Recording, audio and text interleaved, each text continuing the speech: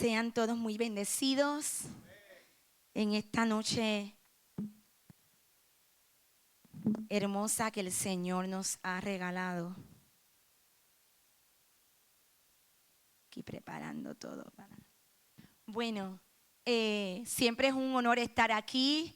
Los extrañaba, estuve unos días desconectadita del Señor nunca, ¿verdad? Así que me alegra mucho verles y la atmósfera que está aquí tan hermosa, que nos ayuda, ¿verdad?, a poder llevar esta palabra con mayor libertad. Vamos a orar en esta hora para darle gracias al Señor por la palabra que vamos a recibir. Padre, te damos gracias en esta hora, Señor, bendecimos tu hermoso nombre, tu precioso nombre, tu nombre sin igual, nombre que es sobre todo nombre, Señor. A ti damos toda la gloria, a ti damos toda la honra, Señor. Te exaltamos por lo precioso que eres, Señor, como una alabanza que yo escuchaba desde pequeña, que nada más con que tú seas Dios es suficiente razón para alabarte. Así que en esta hora, Señor, Padre, no te pedimos que bendigas tu palabra porque tu palabra ya es bendecida. Te pedimos, Señor, que tú nos bendigas a través de ella, Señor. Padre, dice tu palabra que tu palabra es la verdad. Santifícanos en tu verdad. Háblanos, Señor, que tus siervos, tus hijos, escuchamos en esta hora. Te lo pedimos en el dulce y poderoso nombre de Jesús. Amén, amén y amén. Gloria a Jesús. En esta noche, saben que, verdad, aunque ando con la Biblia, me ayuda a la vista la tecnología, así que yo leo directamente desde aquí. También va a estar colocado en las pantallas. Vamos a ir a un pasaje que todo el mundo conoce muy bien.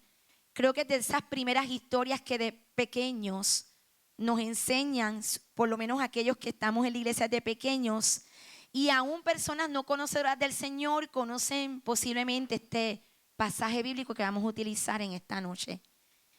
Y siempre, como repito, aunque parezca muletilla, lo que sucede es que como la palabra de Dios es una fuente inagotable, cada vez que la leemos, cada vez que la escudriñamos, aprendemos algo nuevo de ella. Y cada uno, según nuestra necesidad, nuestra experiencia, Dios nos va a hablar de manera distinta con la misma palabra. Qué lindo es el Señor, ¿verdad? Así que vamos a ir al capítulo 15 de Lucas. Ya deben imaginarse qué pasaje bíblico es. Vamos a ir al capítulo 15 de Lucas, del versículo 11 en adelante, los versículos del 11 al 32 para ser más específica. Yo voy a utilizar la Reina Valera porque en este caso es un pasaje de por sí bastante fácil de entender, no tiene un lenguaje tan rebuscado, así que podemos utilizar la Reina Valera. Así que repito, el Evangelio según San Lucas, los versículos del 11 al 32, la parábola del hijo pródigo. Sabemos bien que Jesús, por encima de muchas cosas, fue maestro. Y lo más que él disfrutó hacer con sus discípulos, porque eso mismo lo que eran discípulos, por lo tanto, más que predicarles, él les enseñaba, él los discipulaba, ¿verdad? Y él tenía dos maneras muy particulares de enseñar a sus discípulos. Y una era haciéndole preguntas o contestando una pregunta con otra pregunta. Era muy, pero muy particular de Jesús, que tú le preguntaras algo y él, en vez de contestarte lo que tú querías escuchar, él te contestaba con otra pregunta. Y por lo general esa pregunta terminaba generando alguna parábola, ¿verdad? Porque muchas veces esa pregunta que rebotaba hacia los discípulos era porque era una pregunta reflexiva, de confrontación, que te hacía que tú mismo buscaras de alguna manera la respuesta, aunque al final él siempre era quien te la iba a terminar dando. Pero lo que quería es que nos pusiéramos a pensar, porque estaba enseñando. Así que él, como maestro por excelencia, sabemos que utilizaba las parábolas porque una manera de poder aprovechar lo cotidiano, lo práctico, lo cultural, lo de todos los días o lo que nosotros teníamos conocimiento para entonces enseñarnos. Y aquí llegamos a una parábola hermosísima de las cuales se han hecho canciones poemas, películas. Y más allá del tema, obviamente, del amor de ese Padre misericordioso, de ese amor sin límites, de ese Padre perdonador por ese Hijo, siempre es bueno entender la motivación original de por qué Jesús trajo una parábola. Y en este caso, aunque el mensaje medular y lo que más nosotros nos impacta a todos es ese amor perdonador de ese Padre hacia su Hijo que representamos cada uno de nosotros, la original razón de por qué él trajo esa parábola fue para hablarles a aquellos que se comportaban como el hijo mayor. Pero hoy yo le quiero tirar un poquito la toalla al hijo mayor. Hoy vamos a tirarle un poquito la toalla al hijo mayor. Y vamos a tratar de meternos en la mente y en el corazón de ese hijo mayor, no para justificarlo, porque si algo Jesús quiso hacer es que rompiéramos con la mentalidad de ese hijo mayor, pero sí tratar de entender un poco y hasta cierta manera sanar nuestros corazones posiblemente de experiencias que nos ha tocado vivir en el camino y que tal vez al día de hoy todavía no hemos podido reconciliarnos con ellas. Porque si hay algo que Jesús vino a traer a esta tierra, fue el mensaje del reino de su Padre Celestial. Uno de esos mensajes principales era el ministerio de la reconciliación.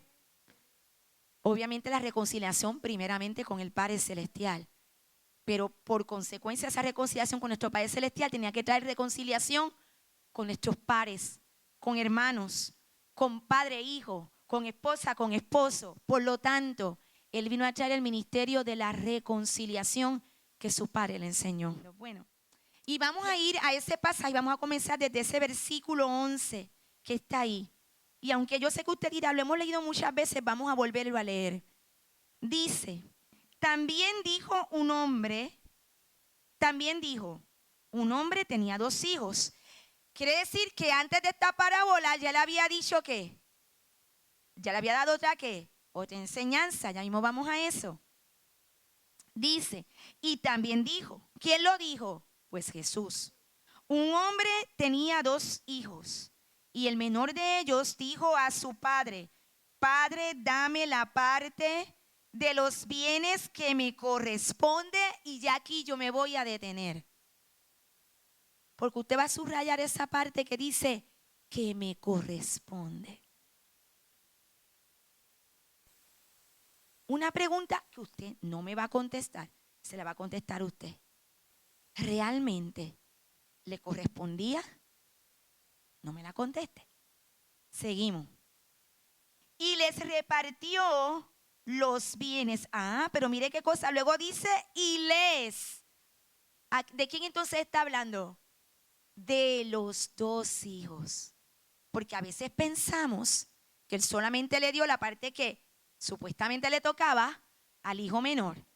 Pero él, como un padre justo, él dijo, bueno, si te voy a dar la parte a ti en vida, se la tengo que dar a tu hermano también.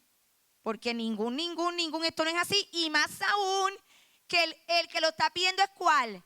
El menor. ¿Y a quién le correspondía primero? Al primogénito. Así que ya estamos mal esto ya está mal desde el inicio. Desde el inicio. Desorden total, dice Nilda. Así que importante. En primer lugar, la herencia. ¿Cuándo se supone que le corresponde a los hijos? Cuando muera el padre, cuando muera la madre. Pero él dijo lo que me corresponde. Él se atribuyó un derecho que posiblemente aún no le correspondía. Primer punto. A veces por adelantarnos y querer una bendición antes de tiempo, nos perdemos una bendición mucho mayor. Así que él viene y pide, papi, yo quiero que me des todo lo que me toca a mí, ya. Y él entonces le repartió ¿a quiénes? A ambos. Es importante que sepamos eso para entender mucho esta parábola. Porque cuando el Padre Celestial a nosotros, ¿verdad? Si hacemos la analogía con el Padre Celestial, no nos considera unos herederos sí, a otros no. Dice que todos somos ¿qué? Coherederos, ¿juntamente con quién? con Jesucristo, ¿verdad? Que es el primero de todos los demás. Así que por causa de Jesucristo nosotros somos ¿qué? Coherederos. Pero no es que yo soy coheredera y Adita no. No es que Elena es coheredera y Norma no. Todos somos ¿qué? Coherederos. Y por lo general, y más cuando se trata de nuestro Padre Celestial, siempre vamos a recibir más de lo que realmente ¿qué? Merecemos. Más de lo que nos corresponde. Sobre todo porque es algo que posiblemente nosotros no fuimos quienes lo trabajamos ni lo sudamos. Así que nosotros digamos que algo nos corresponde, pensémoslo dos veces si realmente nosotros hemos luchado y trabajado por eso. Pero cuando se trata de nuestro Padre Celestial, que todo lo da por gracia, más allá de nosotros hemos trabajado, más allá de cualquier galardón que Él le plazca darnos en la eternidad, cada uno de nosotros nos convierte en coherederos juntamente con su Hijo Jesucristo. Seguimos leyendo. Luego dice, usted tiene que orar por mí porque por más zoom que yo le doy a esto ya yo no veo nada, ¿saben, hermano? Dice luego, no muchos días después, ¿cuántos meses? Años. Dice no muchos días, o sea, pasaron 2 o 3 días nada más. No muchos días después, juntándolo todo, el hijo menor se fue lejos a una provincia apartada. En otras palabras, ese hijo menor dijo, mientras más lejos esté de papi, mejor. Mientras más lejos yo me vaya, mejor. No me vigilan, no me supervisan. Me voy a ir, como dicen en Puerto Rico, al garete. Me voy lejos, bien lejos. Ay, Dios mío, que no me encuentren. Voy a apagar el celular. No me llamen que yo los llamo. Sí, eso fue lo que pasó ahí, pero sin el celular, pero todo lo demás pasó. El único detalle es que no había celular. Hubiese sido peor la cosa, créanme. Gracias a Dios que no había celular. Luego dice, se fue a una provincia apartada y allí desperdició. Dice que los invirtió. Dice que los gastó en buenas cosas. No dice que desperdició todos sus bienes viviendo perdidamente. Y cuando todo lo hubo malgastado, vino una gran hambre en aquella provincia y comenzó a faltarle. Y fue y se arrimó a uno de los ciudadanos de aquella tierra, el cual le envió a su hacienda, y esto es bien importante, para que apacentase cerdos. ¿A quién Jesús le está hablando esta parábola? A judíos. Fíjese que Jesús era tan intencional, porque Jesús pudo haber contado esta parábola utilizando cualquier otro ejemplo, pero él dijo los cerdos. En otras palabras está diciendo, mira, este muchacho tocó fondo y tuvo que ir a trabajar a algo que para los judíos se considera que inmundo, impuro, la cosa más baja. Estaba hasta en contra de la ley, vamos, a ese nivel. Así que él, en su desesperación, no tenía mucha alternativa. Era eso o morirse de hambre. Así que cuando uno está en desesperación, uno no tiene mucho de dónde partir. Así que él estaba entre la espada y la pared. Por lo tanto, Dios está siendo muy intencional aquí, diciendo que entonces fue a apacentar cerdos. No ovejas, no cabritos, no ganado, cerdos. Porque cuando nosotros queremos apoderarnos de una bendición, si es que realmente es una bendición, antes de tiempo, podemos terminar dependiendo de aquello de lo que más juramos algún día no depender. Podemos terminar tocando fondo de la manera que mejor, que nunca imaginamos o que peor, o sea, lo que menos nosotros hubiésemos deseado, porque Él malgastó. Fíjense que si el punto principal ya comenzó mal, porque Él quiso pedir su herencia en vida, pero si al menos la hubiese aprovechado bien, pues tal vez el problema se hubiese quedado ahí, porque independientemente ahora él es responsable de su herencia. Él en otra palabra se emancipó de su papá. Él pidió una carta de emancipación, se fue por ahí para abajo, ahora yo soy dueño de mi vida. Pero si usted es dueño de su vida, usted puede decidir ser un buen dueño de su vida. Así que aquí estamos viendo cómo este joven, que no especifica la edad que tenía, solamente sabemos que es el menor, tampoco sabemos si era un menor de edad, posiblemente no, pero por su actitud sí sabemos que había todavía mucha inmadurez en él. Así que independientemente de esas especulaciones que podemos hacer, terminó apacentando cerdos. Terminó haciendo algo bajo y que iba en contra de sus propios principios para sobrevivir. Porque usted puede faltarle muchas cosas, pero sigue andando aunque sea arrastrado. Como decimos los boricuas, pero si le falta la comida y el agua, está perdido. Así que allí estaba él apacentando los cerdos. Luego dice, y deseaba llenar su vientre de las algarrobas que comían los cerdos, pero nadie le daba. Porque aún en la comida de los cerdos tenía un costo para los dueños de esos cerdos. Así que la hambruna era tanta para él que aún él anhelaba comer lo que los cerdos comían.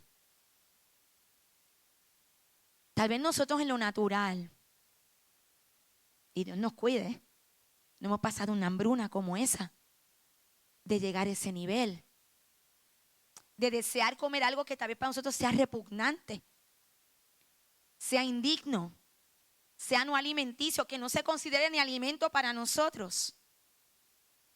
Pero posiblemente si hemos pasado por un proceso de hambre espiritual o emocional, de desesperación. Y allí estaba él, anhelando. Yo me imagino que él miraba a los cerditos.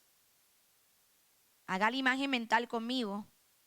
Y cada vez que los cerditos se comían una algarroba de esas, yo imagino él mirándole y diciendo, ay Dios mío, si se le cayera una para yo cogerla. Si se le salía de la boca para yo agarrarla. Fuerte, ¿verdad? Pero ahora voy a algo que si usted quiere lo anota. El amor del Padre Celestial por nosotros es tan grande y tan grande que aunque lo menos que desea un padre, si en lo terrenal ningún padre desea ver a su hijo sufrir ni menos tocando fondo, imagínense al Padre Celestial, menos aún. El amor de nuestro Padre Celestial es un amor ilimitado, perfecto, inmesurable. Lo menos que desea nuestro Padre Celestial es vernos en una situación de desesperación, de humillación, de hambre, de muerte, de vergüenza. Ningún padre quiere eso para un hijo y mucho menos nuestro Padre Celestial. Pero el amor de Dios, de nuestro Padre Celestial, es tan grande que por encima de que no desea vernos a nosotros sus hijos sufriendo, ni mucho menos tocando fondo, Él muchas veces va a provocar que toquemos fondo con tal de que volvamos nuestro rostro a Él, con tal de que volvamos a la reconciliación. Que esa reconciliación va a empezar primero con nosotros ¿qué? Mismos. Porque por encima de lo que conocemos de este pasaje, que lo vamos a seguir leyendo paso a paso, y de que lo estamos cansados de escuchar, y desde niños lo venimos escuchando, hemos visto en películas, que él habla que dijo que pecó contra su padre y contra el cielo. Ahora iré, y si él desea me puede hacer uno de sus jornaleros, para él llegar primero a toda esa introspección, a toda esa conclusión. Él primero tuvo que haber trabajado con su propio corazón y con su propia culpa. Porque el único que lo había llevado a esa condición fue ¿quién? Él mismo. No fue el diablo, no fue Dios, no fue su padre terrenal. Ahora Dios dijo, te he permitido tocar fondo para que te des cuenta de que este no es tu lugar.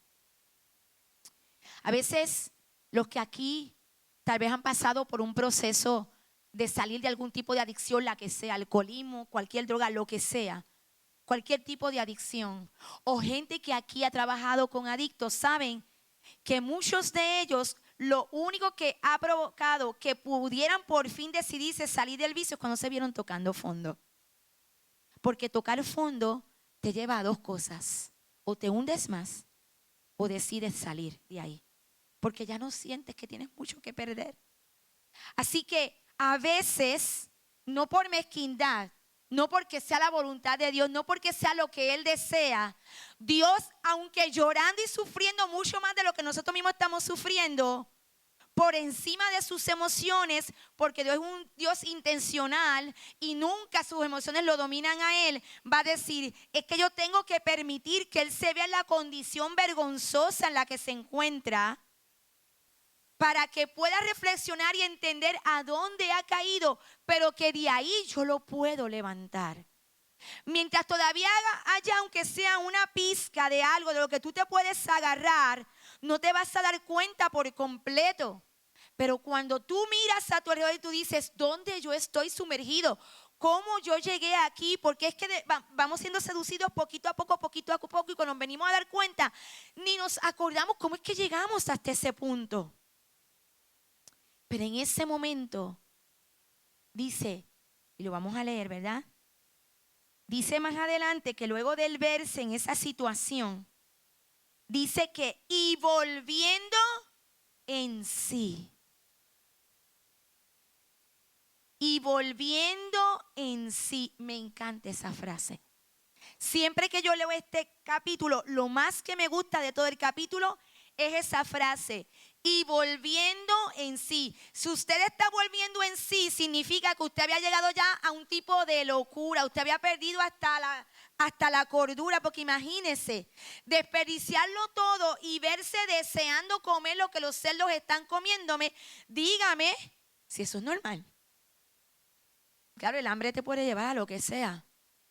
Pero dice, y volviendo en sí, o sea, cayendo en cuenta, dándose cuenta, reflexionando. Es como si de momento tus ojos fueran abiertos de la ceguera en la que te encontrabas.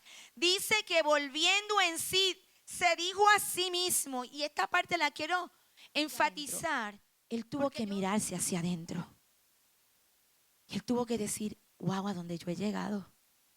Y la cosa es que no venía de una casa donde lo habían maltratado, donde había sufrido pobreza. Venía de una casa donde lo tenía todo, donde él estaba bien y no tenía ninguna necesidad de salir de aquel lugar.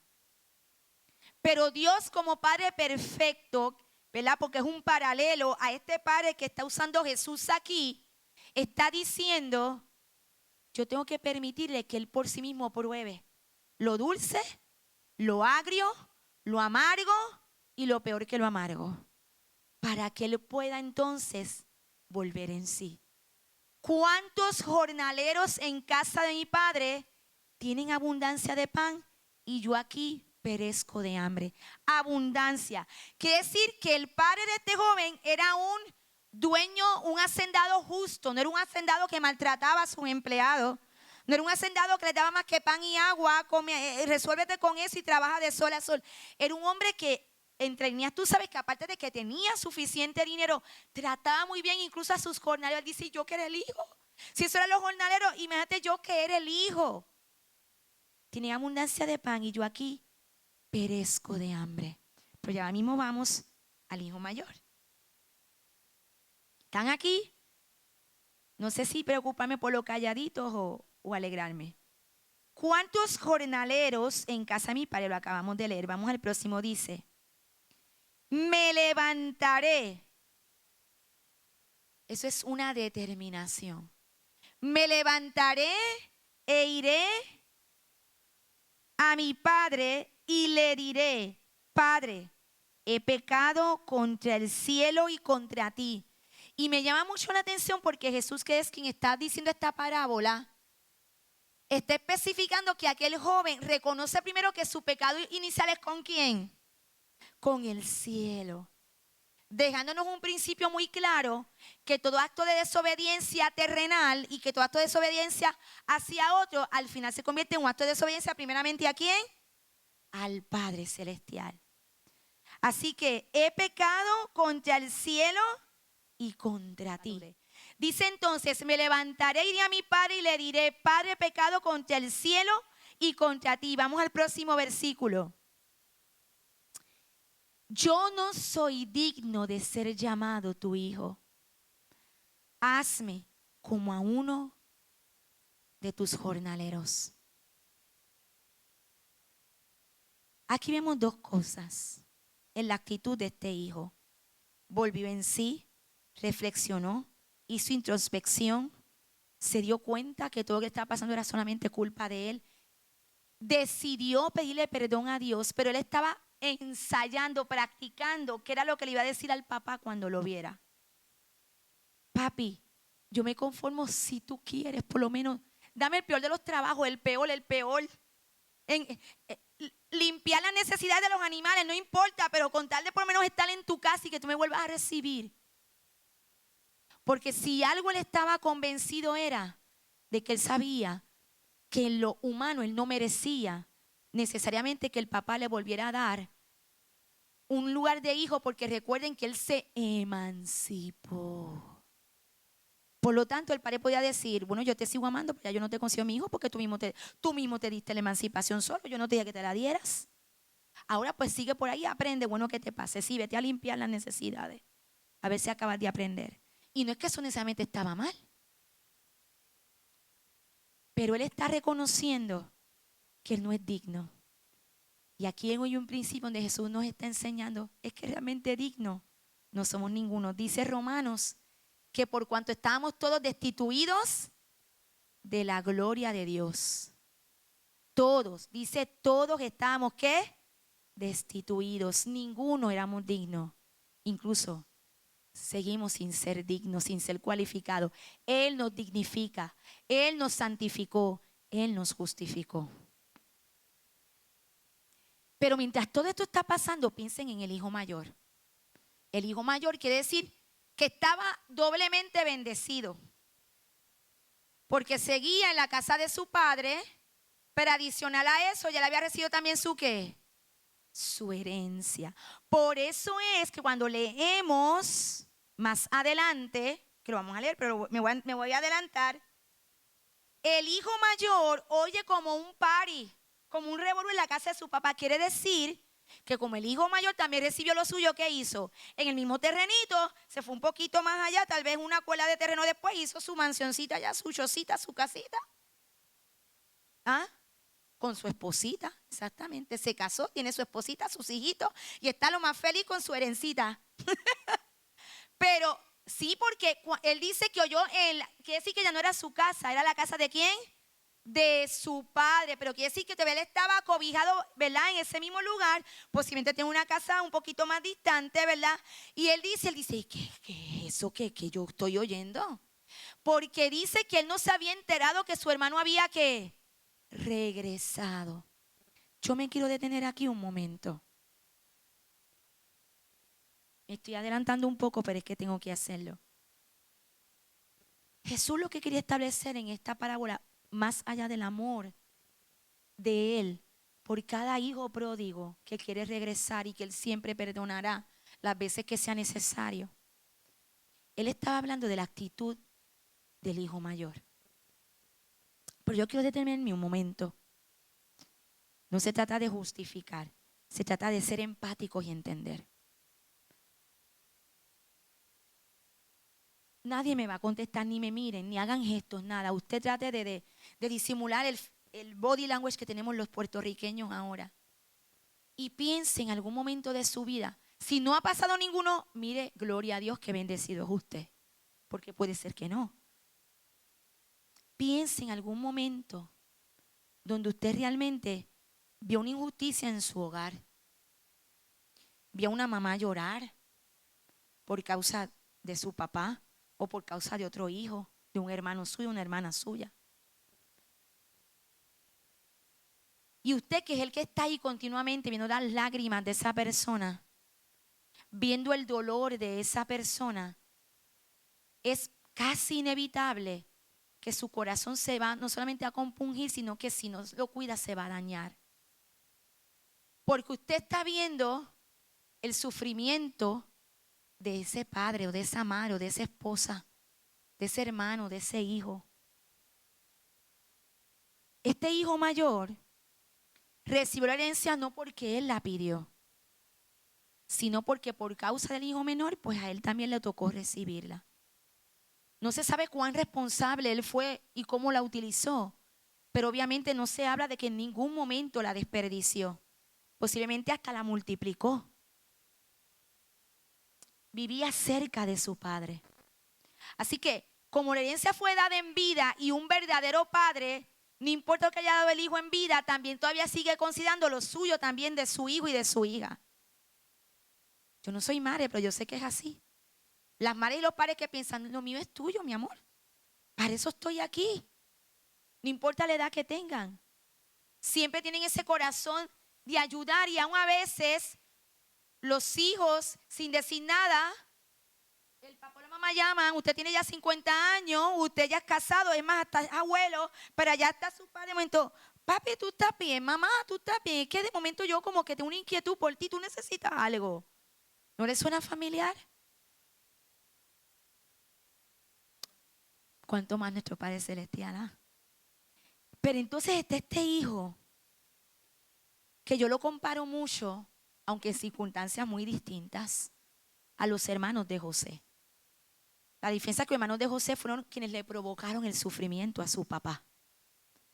Pero en parte fue peor porque entonces cargaban también con una gran culpa. Así que aquellos hermanos de José, aparte de cargar con una gran culpa y una gran mentira que no sé cómo la pudieron cargar por tantos años, no sé cómo pudieron, vieron cómo su papá se iba envejeciendo cada vez más con aquel dolor y vieron morir a la mamá de su hermano sin su hermano poder estar en ese momento. No sé cuántos recuerdan la parte que los hermanos le dicen a José cuando ya saben que él es José. Es más, todavía no lo sabían, le dice, es que nuestro papá ha sufrido mucho, todavía no sabían que era José. Nuestro padre ha sufrido demasiado porque perdió un hijo y no queremos que pierda a otro. Para él sería, no lo soportaría. Así que cuando nosotros hemos visto a alguien que amamos sufrir por causa de otros, nosotros podemos tomar la actitud de justicieros. Ser justiciero no es lo que está mal, porque se supone que todos nosotros tengamos sed de justicia y que nos afecte la injusticia. El problema es cuando pensamos que la justicia es sinónimo de la venganza. Y en nuestro corazón hay una parte de nosotros que está, ojalá se lo coman los gusanos. Yo he escuchado gente creyente, y no estoy diciendo, juzgando a nadie, es que lo he escuchado decir, ojalá esa persona se pudra en el infierno. ¿Sí? No me diga que no. Claro que sí. Tal vez porque esa persona pasó por un sufrimiento tan y tan grande por causa de esa persona, que esas palabras salen de su boca, que son palabras que jamás deben salir de un creyente, porque nosotros se supone que todos días pidamos misericordia, aun porque el que nos ultraja, y que nuestro deseo sea que las almas sean ¿qué? Salvas y que nadie vaya al infierno. Pero en un corazón dañado y por tantos años de dolor acumulado, no tanto por lo que te hayan hecho a ti, sino por lo que tú viste que le hicieron a otro. Porque a veces uno dice, pues yo con lo mío brego, pero tú ves a alguien que se consumió y hasta tú te consumes con él, con su dolor. Es muy difícil. Es difícil. Pero Dios en esta noche te quiere decir que aún de eso Él nos quiere sanar. El hijo mayor, si nos vamos a lo natural, tenía todo el derecho del mundo de molestarse. Pero mira, ahora, después que papi casi se muere del sufrimiento, después que está casi en el hueso porque ha dejado hasta de comer esperando que él vuelva, y en vez de penalizarlo, en vez de mandarlo para allá con las vacas a recoger estiércol, le ponen hasta anillo, le ponen ropa nueva.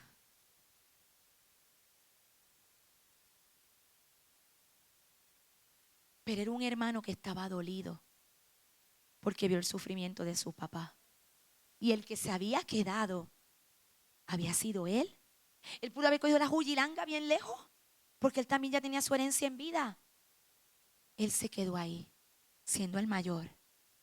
Se responsabilizó. Hizo buen uso de su primogenitura. Así que en lo humano, él en muchos aspectos había sufrido algo que le dañó el corazón.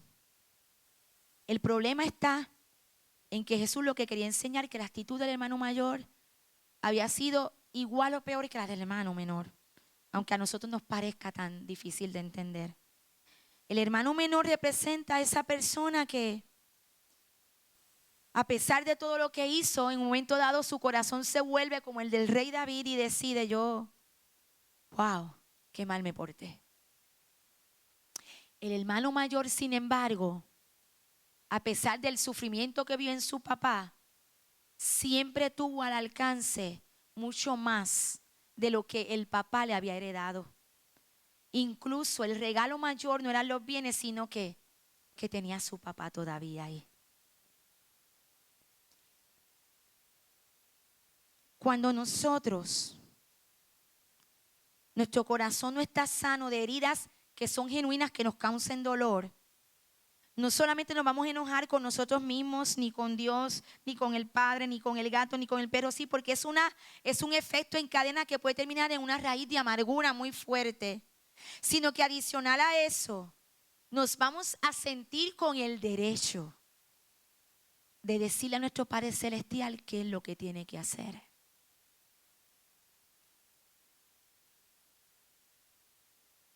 Por eso es que nosotros tenemos que entender que la justicia y los pensamientos de Dios nunca son como los nuestros.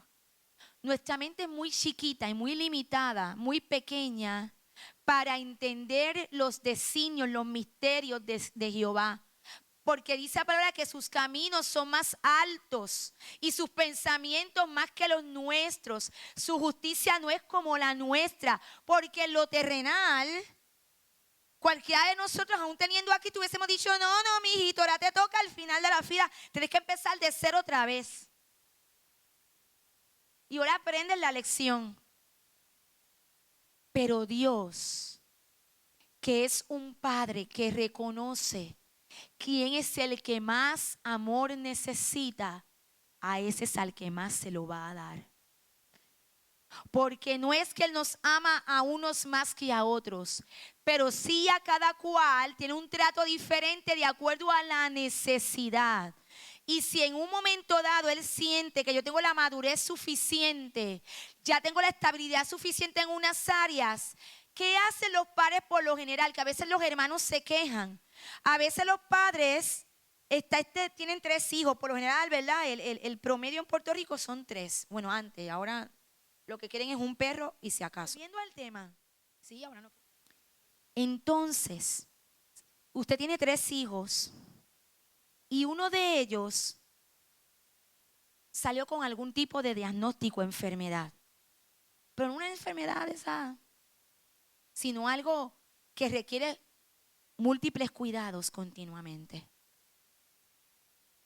Posiblemente esos padres aman con locura por igual a sus 3 hijos. Pero ¿a quién posiblemente ustedes creen que ellos le van a dar más atención? Al que más ¿qué? Necesidad tiene. Díganlo alto para que no piensen que salió de mí. ¿Cómo es? ¿Al que qué? Sí, porque los padres son ustedes. Yo no soy mamá, después me meten el hijo a mí. ¿Al que más qué? Al que más necesidad tiene. Si nosotros hablamos de que Dios es un Padre justo y bueno, Él ve en el corazón lo que nosotros no vemos. Y mientras hay algunos que vamos a necesitar un momento dado, que Él nos acompañe de manera más cercana, porque tal vez todavía tenemos unas áreas más débiles. Por otro lado hay otros que porque igualmente los ama, dice: por cuanto a este lo amo, sé que si lo protejo demasiado, lo que voy a hacer es un daño, lo voy a dañar, lo puedo cachar, le puedo cortar las alas. Así que no se trata de más amor o menos amor, se trata del trato del Padre Celestial con cada uno de nosotros de acuerdo a lo que nosotros necesitamos, que tal vez ni nosotros mismos nos hemos dado cuenta, pero el que nos conoce se da más cuenta que nosotros. Y ahí estaba el hijo mayor, que tenía una molestia genuina porque nosotros nos hubiésemos puesto igual de refunfuñones y por ser puertorriqueños posiblemente peor.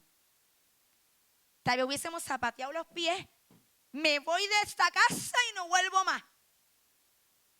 Ningún. En 3 meses no te voy a dejar ver a tus nietos. Haciendo otro paréntesis, qué cosa tan terrible. Nunca use hijos ni nietos para desquitarse y para venganzas o cosas familiares. Nunca ponga a niños en ese juego. Los niños no tienen culpa de eso. Los niños tienen que ver a sus abuelos, a sus abuelas, a sus titis y viceversa, ¿verdad? O lo que sea. Pero, ¿verdad? Así que es importante entender que aunque la molestia era genuina de aquel hijo mayor tuvo un problema muy serio. La Biblia no dice cuánto tiempo pasó en que el hijo regresó, pero sí dice que el padre seguía espera y espera y espera. Gloria a Dios por los padres que esperan y espera y espera y espera. Cuando el hijo regresa y ha pasado todo ese tiempo, el hijo menor, el problema es que el hijo mayor nunca se reconcilió ni consigo mismo ni con la situación que había ocurrido. Fíjese que él tuvo la mejor parte. Él decidió quedarse, disfrutar de su herencia en vida. Tenía a su papá. Todo de su papá también era de él. Pero él se enfocó tanto en el dolor y en el enojo y en la angustia y en la sed de venganza. Posiblemente él prefería que su hermano nunca hubiese regresado a casa, que su corazón se dañó. Y mientras el hermano menor tuvo la capacidad de hacer una introspección y reconocer con todo su corazón el mal que había hecho, los dos tuvieron un desperdicio distinto. Pero solo se habla del desperdicio del hermano menor. El hermano menor desperdició todo el dinero que le dieron, pero el hermano mayor desperdició su tiempo. Y al fin y al cabo, ¿qué es más valioso? ¿El tiempo o el dinero? El tiempo. Así que, ¿cuál de los dos usted cree que había perdido más? El hermano mayor desperdició todo su tiempo en llenarse de amargura por un dolor que, insisto, empáticamente era genuino que tuviera, porque ese no es el punto. Pero ¿qué tú y yo hacemos con ese dolor? Créanme que esto que yo estoy enseñando es lo que siempre yo lo voy a hablar de algo que Dios me ha ministrado primero. ¿A quién? A mí. Y créanme que Dios se encarga de que sea así, porque como ustedes saben que su pastor me lo dice con mucha anticipación, que bello pastor allá en Chicago. Pero eso, a veces, yo prefiero que sea así porque me obliga a que lo que yo hable aquí salga de verdad de lo que Dios está haciendo conmigo. Y lo que Dios me está enseñando. No me da mucho break para hacer mucho bosquejo. Y no hay de malo en los bosquejos. Haga bosquejo, es importante hacer bosquejo. No estoy diciendo eso, ¿saben?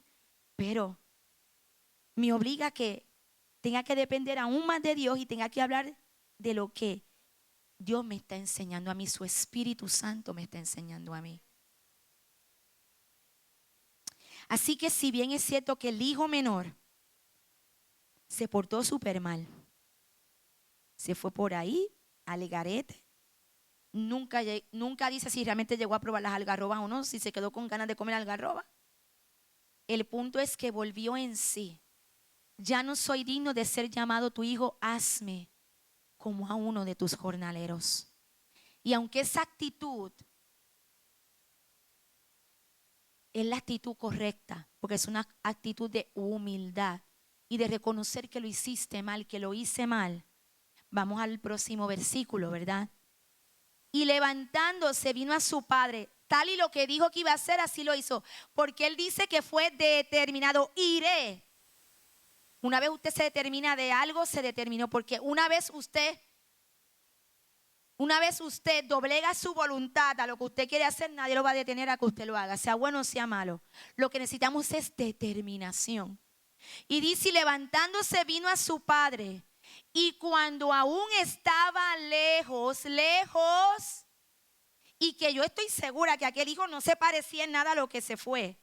Yo imagino que aquello era un guiñapo, que aquello iba a estar en el hueso y todo pelú. Sí, tenía que estar, imagínense, con olor a cerdo y sin reconocerse.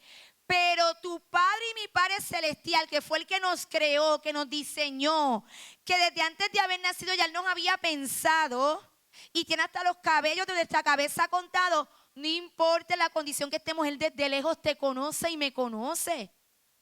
Y dice, levantándose vino a su padre, y cuando aún estaba lejos, lo vio su padre y fue movido a misericordia. Fíjese, no sabemos cuál era el plan del padre, más allá que anhelaba ver a su hijo de nuevo. Pero no sabemos si realmente el padre tenía pensado dentro de su plan de amor darle alguna lección, cosa que no estaba mal. Pero dice que cuando lo vio, ¿qué pasó? Se movió, ¿qué? A misericordia. Así que ahí podemos leer entre ellas, no podemos llegar a la conclusión, pero podemos inferir que tal vez parecía, yo lo voy a abrazar, yo voy a llorar y después le voy a decir, bueno, ahora te vas a sentar y te van a hacer las instrucciones. Pero cuando lo vio, se le fue todo eso porque se movió en misericordia. Me imagino que la condición de aquel hijo era tan terrible que él dijo, ¿qué voy a estar yo pensando si ya él tiene que, con lo que él vivió es suficiente lección, si esta regresó a mí?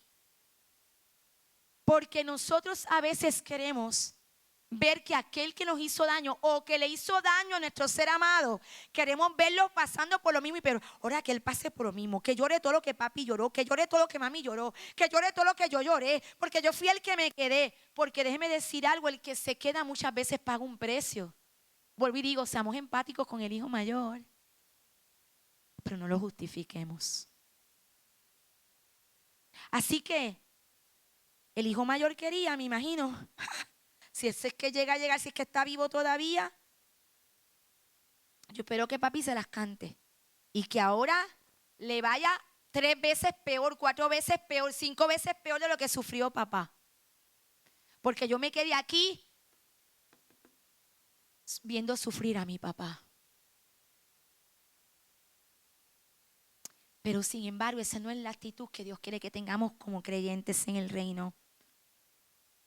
No importa, incluso ahora hablando desde el contexto colectivo como congregación, no importa cuántas veces un hermano de esta congregación caiga, no importa cuántas veces de momento vuelva a la vieja criatura o nos haga enojar o nos ofenda o haga cosas indebidas, nuestra actitud siempre debe ser la misma.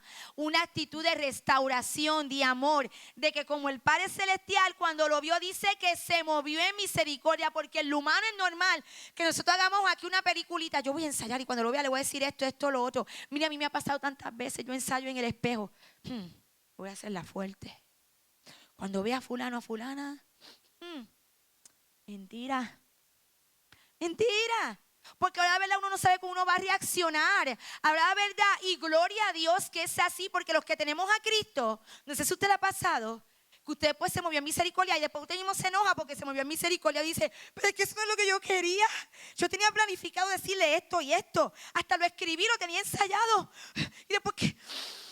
Y después usted se enoja con usted mismo. No se enoje, dele gracias a Dios, dele gracias a Dios. Dele gracias a Dios que se movió en misericordia. Porque eso es el Espíritu Santo de Dios evitando que usted haga algo de lo que después se tenga que arrepentir aún más. De lo que yo después me tenga que arrepentir más. Yo sé que nos ha pasado a todos. Ay, pare, esto se puso. Bueno, se puso de momento. Hay que bajarle, hay que bajarle. ¿Están conmigo? Y dice, y esas palabras realmente me dan ganas de llorar, y fue movido a misericordia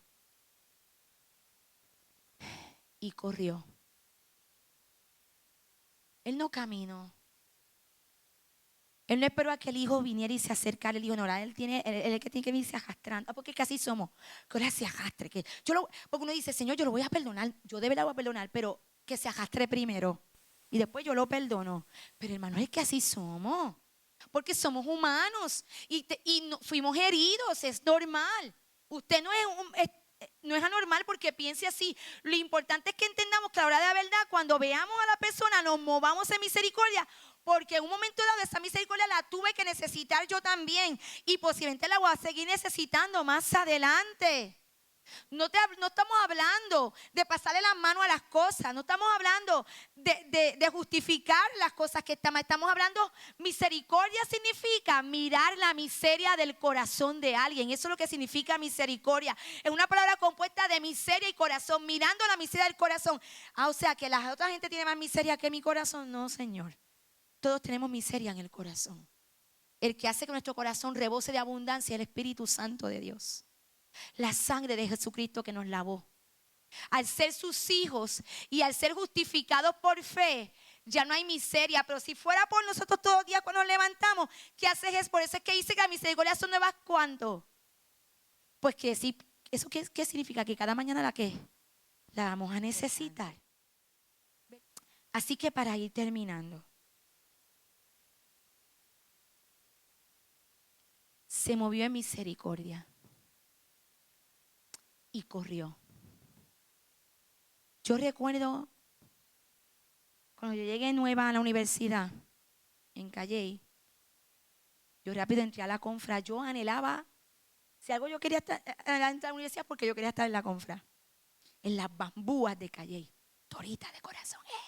Entonces, yo recuerdo que la primera canción que yo escuché, el primer día que yo fui a la confra, decía así: fue cuando vino hacia mí, sonriéndome, me apretó contra su pecho y me dijo: hijo, aquí estás en tu hogar. Y secando mis mejillas me miró y me dijo: te amo.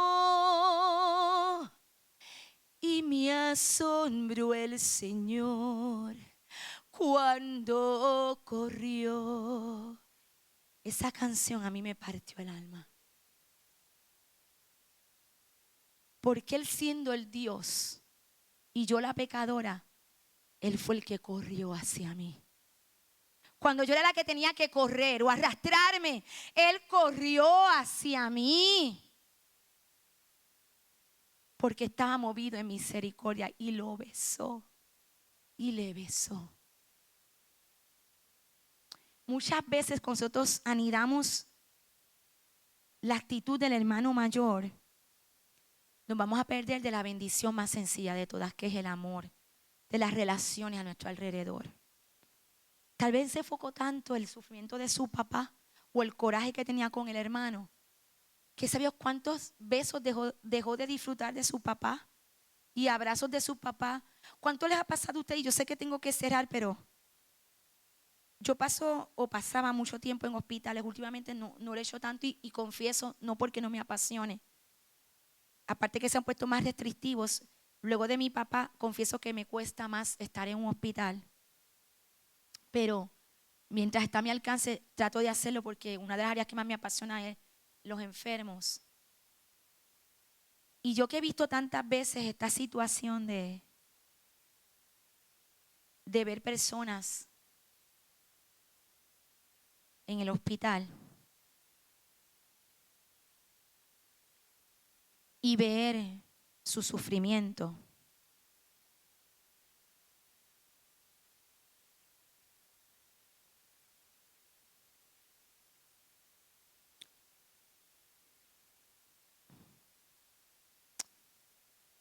Mire, después que mi papá murió, yo pasé un proceso de mucho coraje.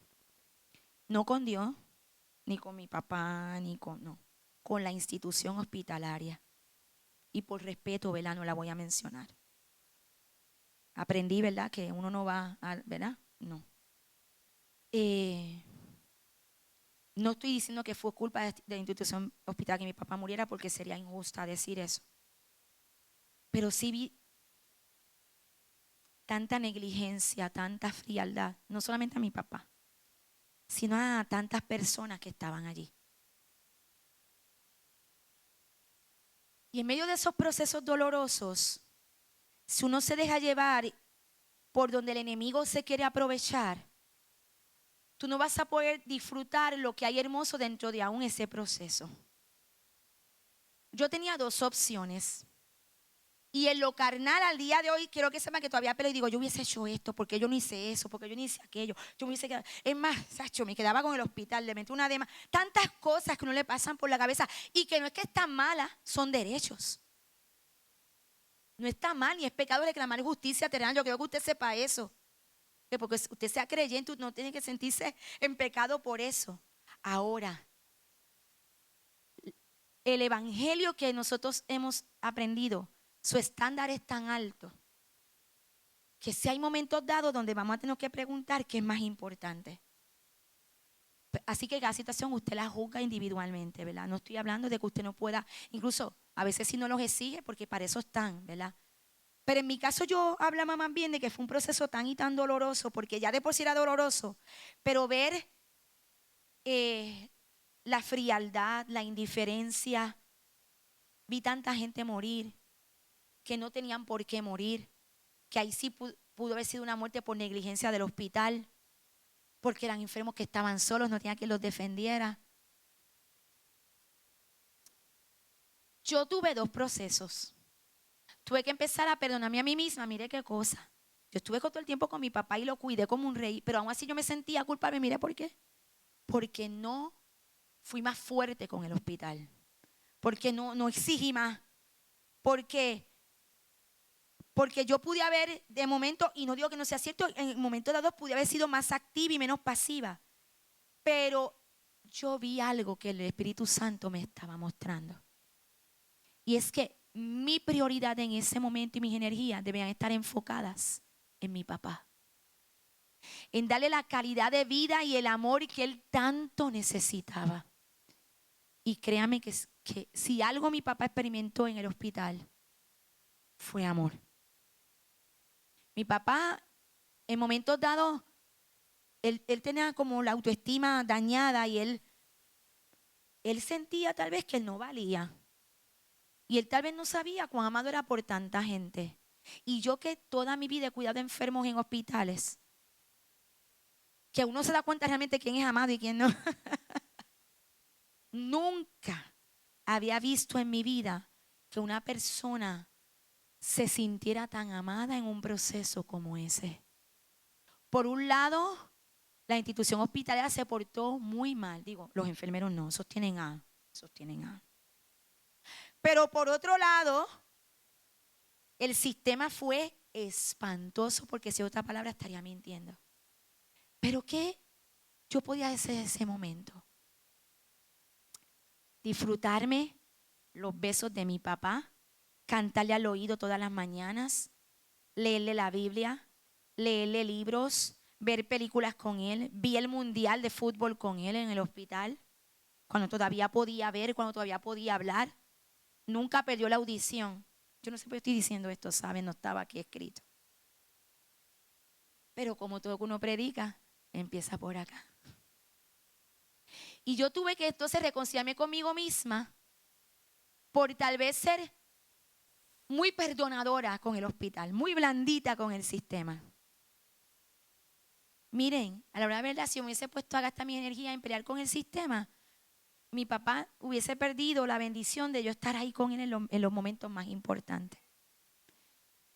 Y en segundo, tuve que entonces reconciliarme con la institución hospitalaria.